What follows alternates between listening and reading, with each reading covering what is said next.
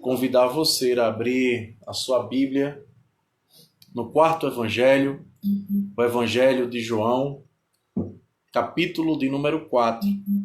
E nós faremos a leitura do verso 16 ao verso de número 26.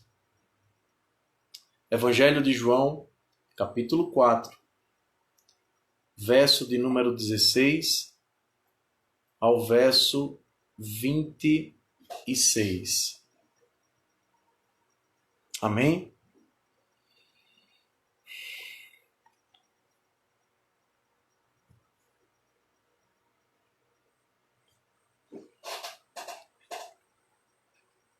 O verso 16 ao verso de número 26. Conta-se uma história, irmãos, entre um pai e um filho. E o filho perguntou ao pai: Pai, por que o Senhor dá tanta ordem? O pai olhou para o filho e disse: Porque eu posso. Porque eu sou uma autoridade sobre você. E quando lemos, os evangelhos, em especial, irmãos, as falas, de Jesus, a gente se depara também com algumas ordens. E por que Jesus nos dá ordens? Por que Jesus fala, muitas das vezes, ordenando? A resposta é a mesma que o pai deu ao seu filho. Porque ele é alguém que tem autoridade. No sermão, ou em um dos últimos sermões dele, lá na grande comissão, ele deixa isso claro, que ele é um homem que tem autoridade. Então, se ele ordena que façamos alguma coisa, é porque ele pode, irmãos, e ele tem autoridade para isto. E o interessante é que quando nós lemos os evangelhos, por exemplo, em João capítulo 1, verso 43, vai nos dizer que Jesus, quando ele sai de Betânia e parte para a Galiléia, ele se encontra com Filipe e lhe diz: siga-me. E aí a gente observa uma ordem. Quando ele se depara com a mulher adúltera que é trazida a ele, ao final do desfecho com aqueles moralistas de sua época, ele diz para aquela mulher o seguinte: agora vá e abandone sua vida de pecado. Mais uma passagem que nós observamos Jesus dando ordem: vá. Enquanto Pedro e André pescavam, Jesus se aproxima deles e diz: sigam-me e eu os farei pescadores de homens. Mateus 4:18. Quando nós lemos o relato da grande comissão, em Mateus 28:19, nós também nos deparamos com as palavras imperativas de Jesus, onde ele registra: façam discípulos de todas as nações. Quando nós chegamos no Evangelho de João, no capítulo 4, verso de número 16, nós também vamos observar uma palavra ou uma passagem onde o Senhor dá uma ordem. E eu quero ler com você os versos iniciais que dizem o seguinte: ele lhe disse, no caso falou para a mulher samaritana, eu acredito que todos vocês têm conhecimento do capítulo 4 de João. Então ele lhe disse: vá, chame o seu marido e volte. Ao que a mulher responde dizendo o seguinte: eu não tenho marido. Então disse Jesus: você falou corretamente, dizendo que não tem marido. O fato é que você já teve 5. E o homem com quem você agora vive não é seu marido. o que você acabou de dizer é verdade. O interessante, irmãos, ou o que me chama a atenção neste texto, é que a expressão imperativa, né, de Jesus, vá, como também nas demais passagens que eu li há pouco, elas são carregadas ou estão carregadas de desafios e de algumas implicações ou consequências na vida daqueles homens e desta mulher. Como assim, Emanuel? Por exemplo, quando Jesus falou para esta mulher acerca do vai, chame o seu marido e volte. Ao Jesus falar sobre a sua vida relacional ou sentimental, Jesus toca em algo da vida daquela mulher, que para ela era uma mentira, ou melhor, uma verdade, mas que ela vivia uma mentira, que era o seu relacionamento.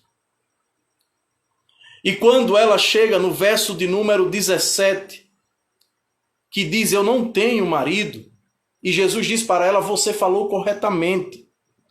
O que você acabou de me dizer é verdade. Jesus então vai meio que espremendo o coração dela. Jesus vai meio que colocando aquela mulher contra a parede, para que ela possa simplesmente ter em mente que aquilo que ela vivia, na verdade, era uma fantasia, que era a sua relação com este suposto homem. Então, o que é que está em jogo aqui? O que é que Jesus agora espera desta mulher ao escancarar a verdade para o seu coração? Que aquele relacionamento nada mais era do que uma fachada na vida dela. E o que é que ela, e de que maneira ela deve responder a Jesus? Como ela bem responde, com a verdade e renunciando àquele relacionamento. Bem, nós não sabemos ao certo como ficou a vida desta mulher. Ao que tudo indica nesse texto, é que de fato ela teve uma abertura de olhos. Ela de fato compreendeu as boas novas do Evangelho de Jesus Cristo. E quero crer, irmãos, pelo otimismo dessa passagem, que ela deixou para trás este relacionamento que ela vivia, enganoso ao seu coração. Então aqui, a implicação desta mulher na vida dela vai trazer então a renúncia desse relacionamento mentiroso que ela vivia. Só que esse não é o X da questão. Esse não é o cerne, não é o ponto central que Jesus quer de fato alcançar. Onde é que Jesus quer tocar? Onde é que Jesus quer chegar ao se deparar e conversar com esta mulher? Ao que tudo indica, irmãos, o que Jesus quer tocar nesta mulher é na adoração dela. A quem ela de fato adora. Onde está o seu coração? Este sim é o ponto, é o X. O marido aqui, ou este relacionamento, não é o ponto central, mas o tema central desse texto é a adoração. A quem esta mulher está adorando? Por quê? Como? De que maneira? É tanto que quando chegamos no verso de número 19, esta mulher vai fazer uma revelação após Jesus escancarar a verdade da vida dela. de que ela não tem um relacionamento verdadeiro, que ela não se relaciona com outra pessoa de maneira verdadeira. Vai nos dizer o seguinte, no verso de número 19, então disse a mulher, Senhor, vejo que és profeta. Nossos antepassados adoraram neste monte, mas vocês, judeus, dizem que Jerusalém é o lugar onde se deve adorar. Então aqui ela começa a entrar no tema da adoração. Após ela fazer a revelação de que Jesus é profeta, ela agora começa a entender ou a perceber do que se tratava aquele diálogo, aquela conversa com Jesus. Ao que diz o verso de número 21, Jesus então declarou, creia em mim, mulher. Está próxima a hora em que vocês não adorarão o Pai, nem neste monte, nem em Jerusalém. Vocês, samaritanos, isso porque ela era samaritana, e os samaritanos adoravam neste monte, no Monte Gerizim, enquanto os judeus adoravam em Jerusalém. Jesus então diz para ela, vocês, samaritanos, verso de número 22, adoram o que não conhecem. Nós adoramos o que conhecemos, pois a salvação vem dos judeus. No entanto, está chegando a hora, e de fato já chegou, em que os verdadeiros adoradores adorarão o Pai em espírito e em verdade. São estes os adoradores que o Pai procura. Deus é espírito, e é necessário que os seus adoradores o adorem em espírito e em verdade. Ao que diz a mulher, eu sei que o Messias, chamado Cristo, está para vir. Quando ele vier, explicará tudo para nós. Então Jesus declarou, eu sou o Messias, eu que estou falando com vocês. Então eu quero destacar aqui, irmãos. Primeiro, o diálogo de Jesus com esta mulher tem duas implicações na vida dela. A primeira é revelar quem de fato Jesus é. O verso de número 19 nos diz através da fala dela. Vejo que és profeta. Jesus começa falando de uma coisa acerca do relacionamento dela. E aí a conversa vai afunilando de maneira que ela traz à tona um dos ofícios de Jesus, que é profeta. Aquele que fala em nome do Senhor. Aquele que fala de acordo com o Senhor. Aquele que tem autoridade para falar as palavras de Deus, o assim diz o Senhor.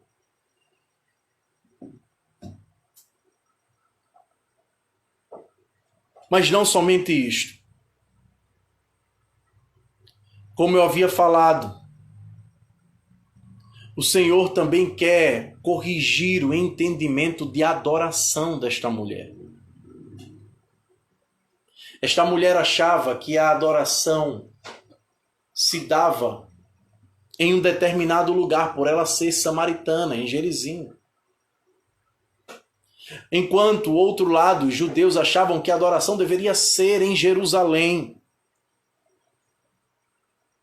Só que o que Jesus vai dizer e colocar aqui no verso de número 23, no entanto, está chegando a hora. E percebam aqui nessas palavras de Jesus, está chegando a hora de algo presente, de algo que se aproxima. Algo como se ele estivesse apontando, e de fato está apontando, para ele mesmo, como também para a sua grande revelação, onde todos passariam a entender que de fato ele é o Cristo.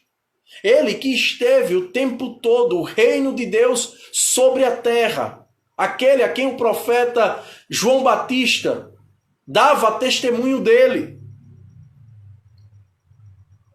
Está chegando a hora. E de fato já chegou. Percebam um jogo de palavras de Jesus. Está chegando a hora, como se não tivesse acontecendo, mas se aproxima esta grande revelação. Como também ele já diz, já chegou, porque ele estava entre nós. Ele estava no nosso meio, a revelação verdadeira, Deus encarnado estava ali. Então o entendimento de adoração agora não se dá mais num lugar. Não se dá como os samaritanos pensavam no Monte Gerizim.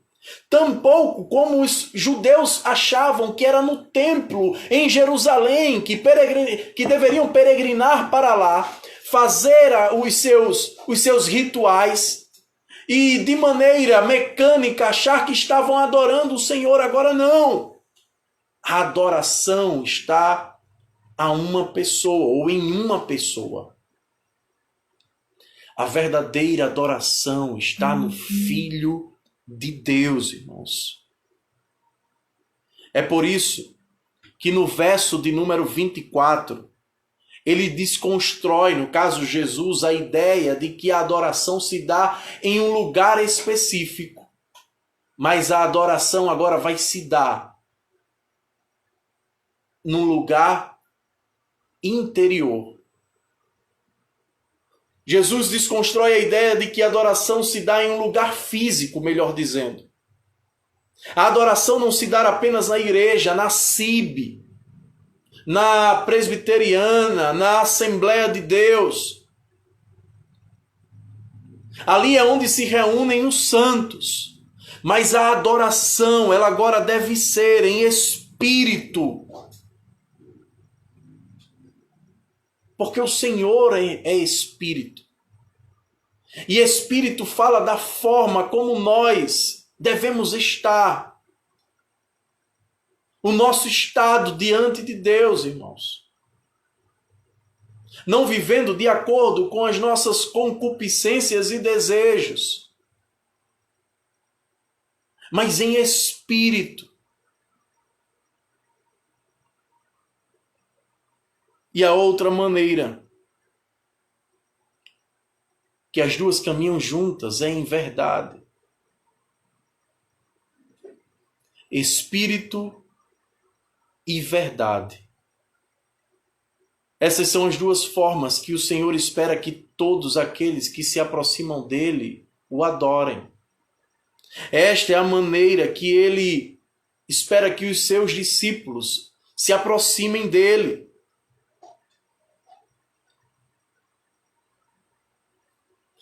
E aqui, irmãos, nós podemos parar e pensar um pouco sobre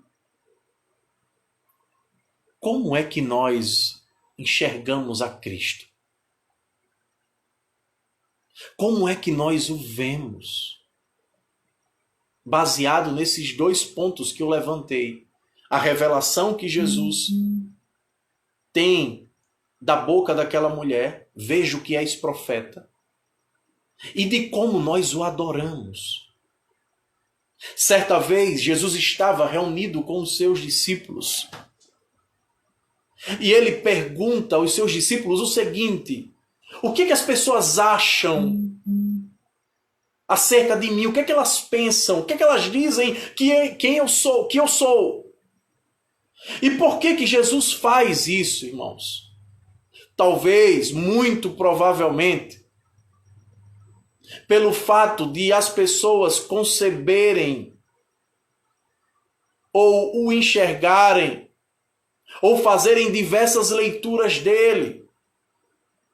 E muitas das vezes leituras equivocadas, leituras erradas.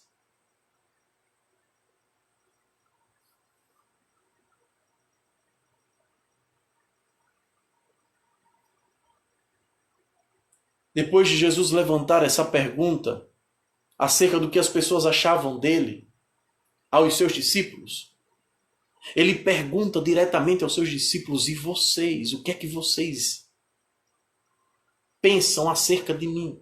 Quem eu sou? Ao que Pedro enche o seu pulmão e diz: Senhor, tu és o Cristo.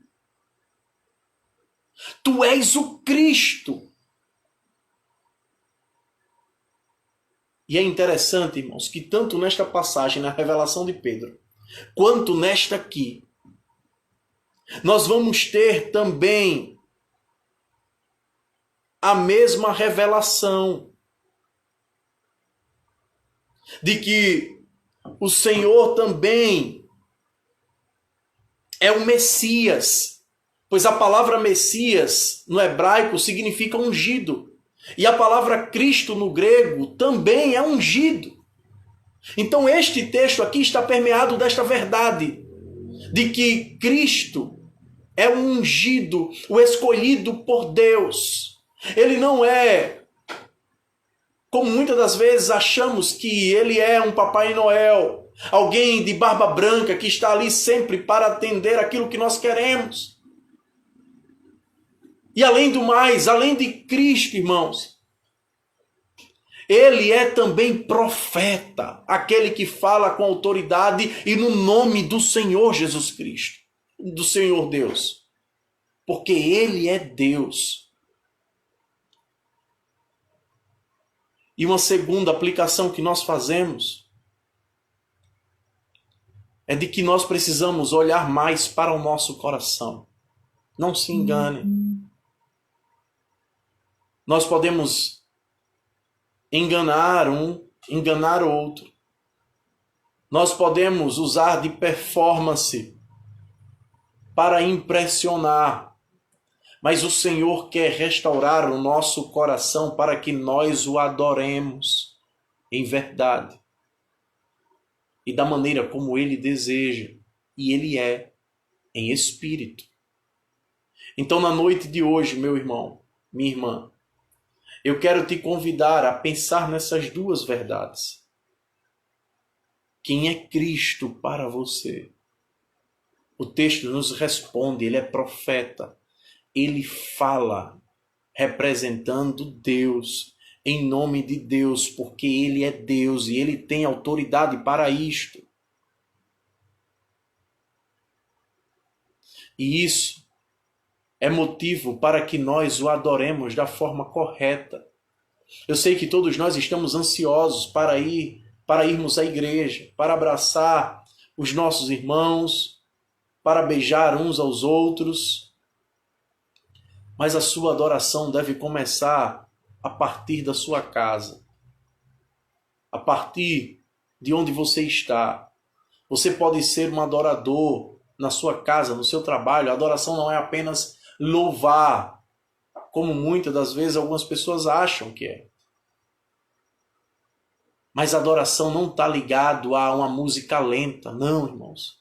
A adoração está ligado à maneira como eu vivo e como eu concebo Deus no meu coração, na minha vida, no meu dia a dia, como eu enxergo o próximo, como eu enxergo Deus, como eu me relaciono com o meu trabalho. Tudo isso está ligado à adoração. Então que na noite de hoje nós possamos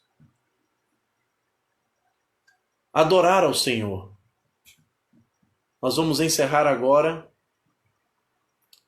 cantando ao Senhor e orando a Ele.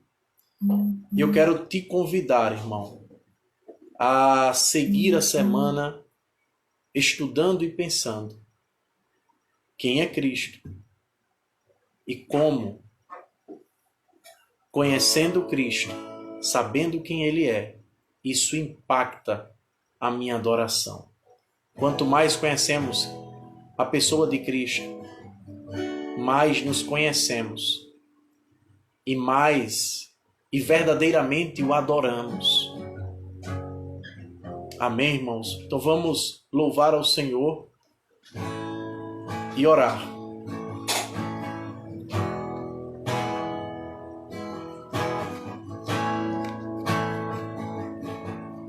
Em espírito, em verdade,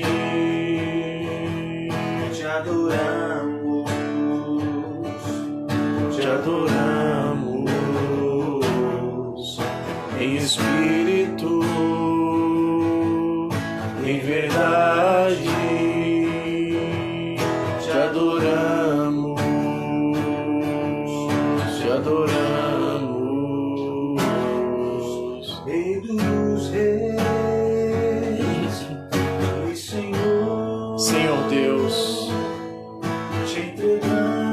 Pai, nós queremos te agradecer, Senhor, por tua palavra, porque ela nos revela e mostra quem é Cristo, como nós precisamos e carecemos dele,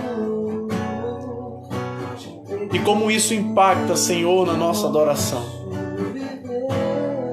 Foi necessário o Senhor passar por Samaria para que aquela mulher tivesse o verdadeiro entendimento da adoração.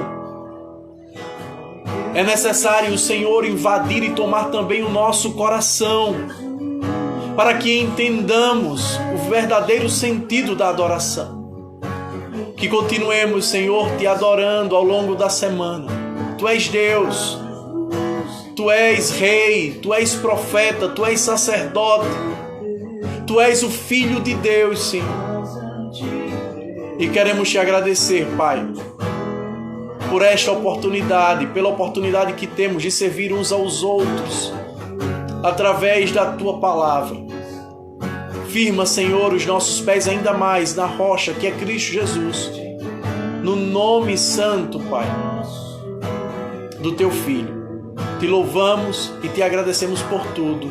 Amém. Então que Deus nos abençoe, irmãos, e que tenham todos uma ótima semana. Amém.